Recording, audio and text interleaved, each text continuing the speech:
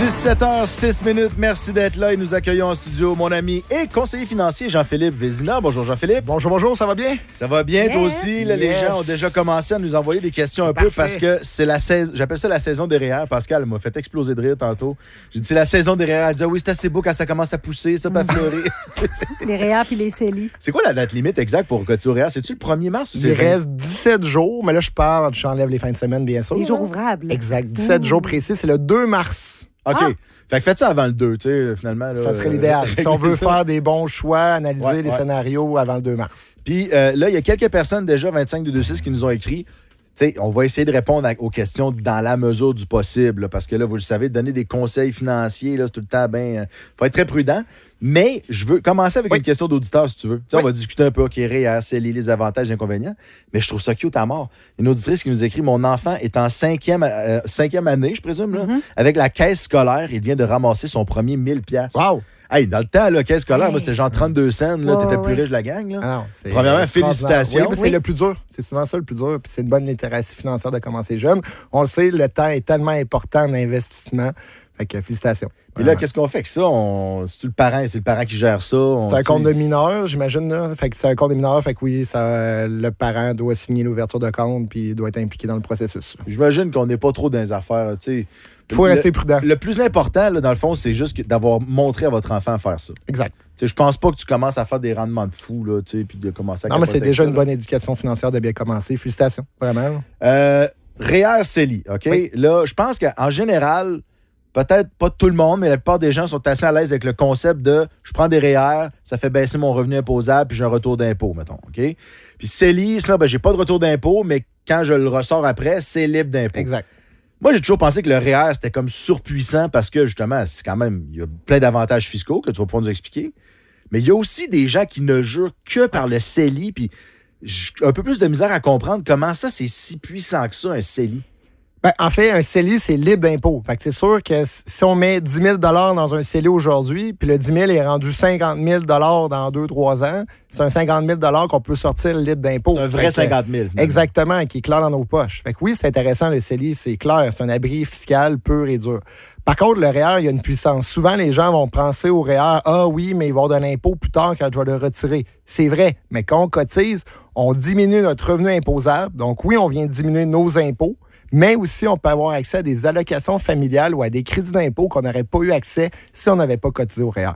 Puis qu'est-ce qui est fou avec le REER que je trouve, c'est justement dans la période REER comme on est actuellement, moi je trouve que c'est comme pas un cheat code, là, mais c'est comme si on pourrait tricher parce qu'on sait déjà c'est quoi notre revenu de 2025.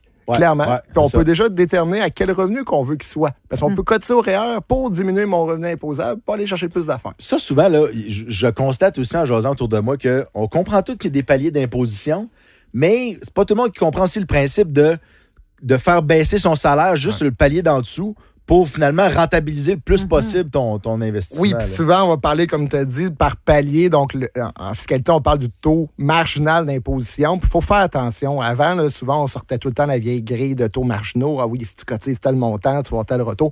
On n'est plus aujourd'hui. C'est beaucoup plus complexe que juste le taux marginal d'imposition. Justement, avec tous les crédits d'impôt, les allocations famille, il y a 60 mesures socio-fiscales qui se rajoutent à tout ça. Ben justement, si on a des jeunes enfants, on cotise au REER, on va aller chercher beaucoup plus que juste le retour d'impôt du taux effectif, du taux marginal. Fait que le nouveau terme que moi je trouve sexy, mais je pense que je suis tout seul qui est trop sexy, c'est le TEMI. Donc, le taux effectif marginal d'imposition. Le TEMI. Demandez à votre professionnel c'est quoi votre TEMI. Ça va être intéressant de savoir comment il faut cotiser au REER. Pour donner un exemple concret de ça, parce que moi, je l'ai appris grâce à toi, mais tu sais, je parle n'importe qui a un bon planificateur financier, mais vous avez des enfants, vous avez le droit à des allocations familiales, provinciales, fédérales. Ces allocations-là sont calculées en fonction de votre revenu brut. Fait que si vous prenez des REER, vous faites baisser votre revenu brut, le gouvernement va dire « Ah, cette personne-là, mettons, elle n'a pas gagné 80, finalement, elle a gagné 70. À 70 000, tu as des meilleures allocations qu'à 80. » Mes chiffres sont pas parfaits, fiez-vous pas là-dessus. Mais ça fait que le gouvernement va vous donner plus d'argent. C'est un peu ça dont tu parles, les mesures fiscales. Là. Puis j'ai un calculateur devant moi, on peut faire des exemples. Moi, je suis bien ouvert à faire différents types d'exemples. Mettons qu'on en fait un ensemble.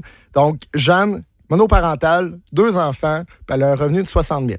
Okay, un revenu imposable de 60 000. Puis elle aura un budget, là, écoute, avec 2 enfants, on s'entend, là, si on a serré, mais on a un petit budget de 2 000 pour investir. Parfait.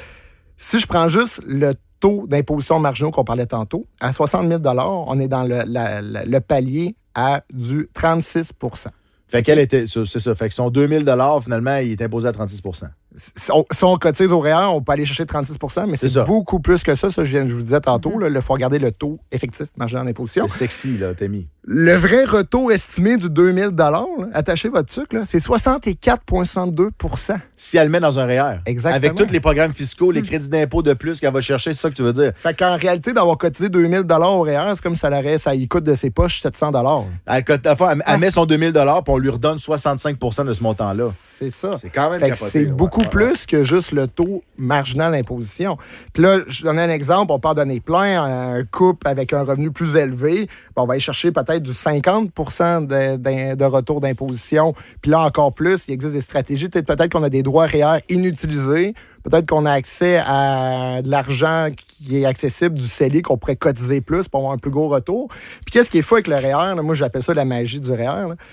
C'est que, disons qu'aujourd'hui, Paul Raff, tu le sais, tu me connais très bien, jeune bébé de 6 mois, donc moi aussi, les allocations familiales, je trouve ça très intéressant, je dois vous avouer. Oui. Donc, si justement je cotise dans mon REER, avec mon retour d'impôt, j'ai un retour d'impôt, j'ai des allocations familiales. Avec les allocations familiales, qu'est-ce que je fais? Je le mets dans le REER. Dans le REER, on s'entend. Régime d'épargne-études pour les enfants. Ouais. Merci, Paul Raff. Des subventions de 30 % pour l'enfant. L'enfant, plus tard, va prendre l'argent, les subventions, va pouvoir cotiser un CELIAP qu'on va parler dans quelques minutes. CELIAP va avoir des retours d'impôts. Puis après ça, il va pouvoir s'acheter une première maison. Et éventuellement, il va vendre la maison, puis la maison va être libre d'impôts. Là, c'est allé vite, là. Mais grosso modo, le régime d'épargne-études, tu mets 1 000 $, le gouvernement automatique te met 300. T'as pas fait. Après ça va faire du rendement, mais toi, t'as pas pris aucun risque, t'as pas rien fait, t'as mis ton 1 000 $ là-dedans. C'est 30 % de rendement gratuit. Ben, pas gratuit, mais assuré, là, finalement.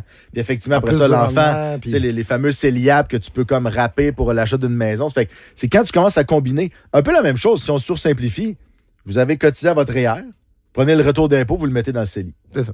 Ça, c'est quand même, là, c'est intéressant. Mais là, capacité ça te de faire permet ça, d'avoir plus de déductions, encore plus de subventions. C'est fou, là, de voir la lignée de tout ça. Faut en profiter. Bon, c'est peut-être pas avantageux pour tout le monde. Puis justement, c'est pour ça qu'il faut faire aujourd'hui avec des calculateurs. On est capable d'estimer si tu mieux de cotiser au REER ou on est mieux de le mettre dans le CELI. C'est ça. Ça dépend. Ça dépend de chaque situation. Quelqu'un nous demande par rapport à un détail sur le CELI, mais est-ce qu'on peut prendre un CELI en tout temps et est-ce que nous pouvons sortir l'argent en tout temps? Très bon point. Le CELI, c'est à partir de 18 ans. Puis à chaque année, on commence à accumuler des droits. Donc, à chaque année, il y a un plafond maximum. Par exemple, 2026, c'est 7 000 $. Fait que quelqu'un qui nous entend qui a 18 ans va pouvoir mettre 7 000 $. Pareil pour tout le monde? C'est ça. Mais par contre, on a droit à des droits inutilisés à chaque année. Fait que si quelqu'un... Ça a commencé en 2009, le CELI. Quelqu'un qui était majeur en 2009, qui n'a jamais cotisé au CELI, peut mettre aujourd'hui 109 000 $. OK, c'est ça. Ça s'accumule d'une année à l'autre. C'est le même montant pour tout le monde. C'est ça. Par contre, c'est le même montant pour tout le monde, mais qu'est-ce qui est fou aussi avec le CELI, c'est si, disons, aujourd'hui, ça va bien, j'ai maximisé mon CELI, j'ai 109 000 $. Ouais. Puis je je fais plus que ça, disons, je fais du rendement, je retire 20 000. La nuit suivante, je vais pouvoir remettre le 20 000. Tu retrouves ton droit de cotisation. C'est ça. Fait qu'aujourd'hui, il y a des gens qui ont des CELI de 200, 300, 400 000, ça arrive. Parce qu'ils ont fait du rendement. C'est ça. Fait que s'ils retirent 100 000 de leur CELI, ils peuvent le remettre l'année suivante. Donc, c'est vraiment intéressant que les REER, qu'on retire du REER, tu peux pas te recréer des droits REER. J'ai une question pour toi. Ça faisait l'objet de la chronique de l'excellent Daniel Germain dans Le Soleil. Je le cite en plus parce que je le lis régulièrement et je le trouve très bon. Mais c'est une conversation que j'ai déjà eue aussi avec des amis. On entend ça. Est-ce que, selon toi, tu vas me dire que ça dépend des cas, mais quand même, qu'est-ce que tu penses de l'idée d'un prêt levier? C'est-à-dire de contracter un prêt auprès d'une institution financière, prendre l'argent qu'on nous prête à un certain taux, puis la placer pour essayer de faire un meilleur rendement que ce que ça te coûte pour rembourser ton prêt. C'est une bonne idée? C'est-tu cowboy? Vu qu'on parle un peu de REER, je peux faire un lien. On pourrait faire un prêt REER. C'est bien intéressant, ça. Surtout, mettons, quelqu'un qui cotise déjà au REER, qui a des droits de plus inutilisés pour aller chercher un prêt REER, donc cotiser un montant supplémentaire et avec le retour d'impôt, rembourser le prêt. Fait qu'en bout de ligne, on est capable d'épargner davantage dans le REER, puis ça nous a rien coûté, parce qu'avec le retour, on rembourse le prêt, ça peut être intéressant. Ton point, tu parles peut-être plus dans le non enregistré, donc plus un prêt levier. Ouais. Oui, ça peut être intéressant, parce que c'est sûr, les intérêts du prêt sont déductibles d'impôt, parce qu'on a emprunté pour investir. Par contre, c'est pas fait pour tout le monde. Ça dépend vraiment de notre profil investisseur. Quelqu'un qui est prudent, qui n'est pas capable de prendre beaucoup de risques, quand il voit les marchés qui bougent, il y a de la misère à dormir, je ne pourrais pas conseiller de faire un prêt levier. Si vous avez une job qui n'est pas trop stable, votre revenu sujet à changer, là, tu te retrouves quand même avec un prêt à rembourser. Là, exact. Puis qu'est-ce qui est complètement fou que les gens, des fois, font comme stratégie, c'est que la maison est finie de payer. Il faut mettre un peu en contexte cette réflexion-là. Une maison finie de payer, c'est le fun, oui, je comprends, pas d'hypothèque à payer, mais c'est un actif qui est un peu illiquide. Oui, on habite dedans, mais on ne peut pas l'utiliser concrètement, cet argent-là. Ouais. Puis il y a des gens qui vont dire non, je vais refinancer ma maison, puis avec l'argent, je vais le placer. Bien, qu'est-ce qui est intéressant, c'est quand on l'investit dans du non enregistré, c'est que le taux du prêt hypothécaire, qui est quand même très bas, on s'entend, parce que c'est sur une maison, bien, lui, il va être déductible d'impôt. Fait qu'en plus de faire plus de rendement, on déduit ça dans notre rapport d'impôt. Finalement, tu réhypothèques ta maison, tu continues de faire ton paiement, l'intérêt, le volet intérêt de ton paiement est déductible d'impôt. Exact. Puis ça fait de l'intérêt. Exact. Fait que là, tu fais profiter un peu l'actif de ta résidence, de ta maison. C'est pas fait pour tout le monde, encore une fois. Peut-être plus pour des gens, genre en fin de carrière, bon salaire, fini de payer à la maison, mettons à 55 ans, il te reste une dizaine d'années avant la retraite. T'sais, ça pourrait être peut-être un scénario. Mais ici, dans mon point, l'ordre est vraiment important. Il faut vraiment, avec l'argent du prêt, investir. La traçabilité de l'argent est très, très importante pour que ça fonctionne. Mais c'est une belle stratégie. Mais encore une fois, je le répète, c'est pas fait pour tout le monde. Jean-Philippe Vézina, c'est un grand plaisir. J'aurais fait ça pendant... on n'a pas parlé de CELIAP. Ben non, mais écoute, on va te réinviter. Puis sinon, ben rendez-vous. Le balado Parlons Finance, Jean-Philippe et moi, on fait ça. Ça dure à peu près une demi-heure, 40 minutes, mais vous le voyez bien, on serait capable de faire ça pendant des heures. J'avais trop de plaisir. C'est vraiment un grand plaisir de te recevoir, mon ami, à chaque fois. Merci beaucoup, Jean-Philippe Vézina. Petite pause, on s'en va à Milan faire un tour avec notre journaliste Philippe Bonneville au retour.